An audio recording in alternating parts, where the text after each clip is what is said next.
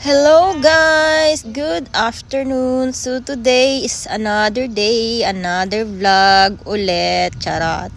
So today's video guys, ayan, pupunta kaming beach. So ayun nga, isasama ko ang aking kapatid and titignan natin kung kakayanin niya ang sikat ng araw. Charot! Kaya naman niya siguro kasi ano pa lang parang papatapos pa lang yung winter dito sa UA. So not really bad. So ayan nga, sabi ko sa kanya, samahan niya yung aking jusawa na kumuha ng towel at wag naman lahat ipabuhat sa kanya at nakakahiya naman, diba?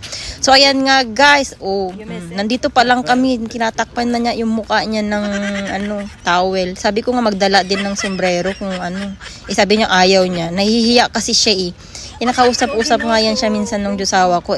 Ngiti-ngiti lang siya. Sabi ko, kapag nandito ka sa abroad, walang ganyan. Dapat wag kang mahiya. Wag kang mahiya ka, ganun. Dapat walang mahiyain. Lalo na pag may mga interview, ganyan. Dapat confident ka, ganun. Kasi dito, paunahan, diba? So ayan nga guys, naglalakad kami kasi hindi available yung buggy, yung sinasakyan namin papuntang beach. So ayan nga, continue lang kami ng lakad and then mayat-mayat paparating na nga siya, diba? So pinahinto namin, umikot siya.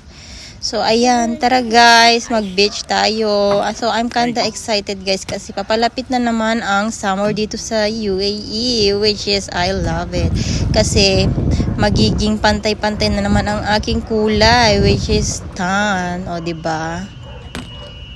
So tara guys, samahan nyo kaming magdagat. Isa kasi yan sa mga stress reliever namin ng aking jusawa. Yung magmuni-muni ba sa dagat, aantayin yung sunset, ganon. Diba?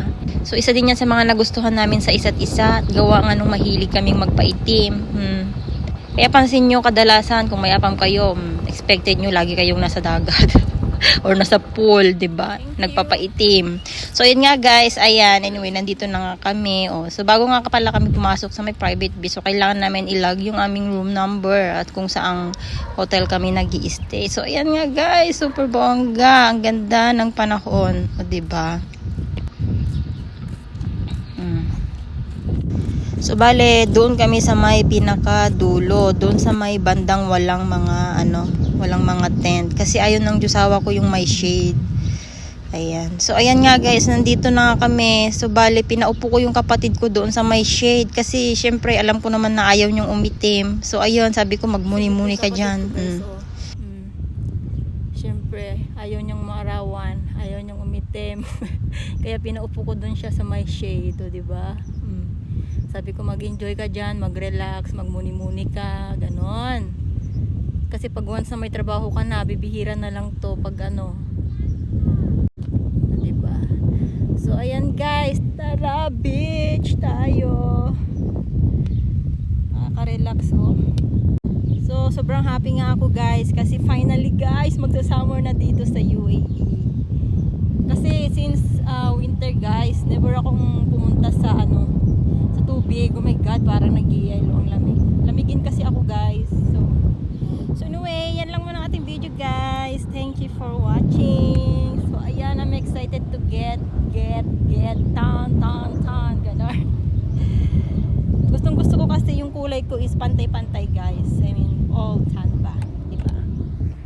Kasi mas bet ni aking jusawa yung kulay ko na brown na brown.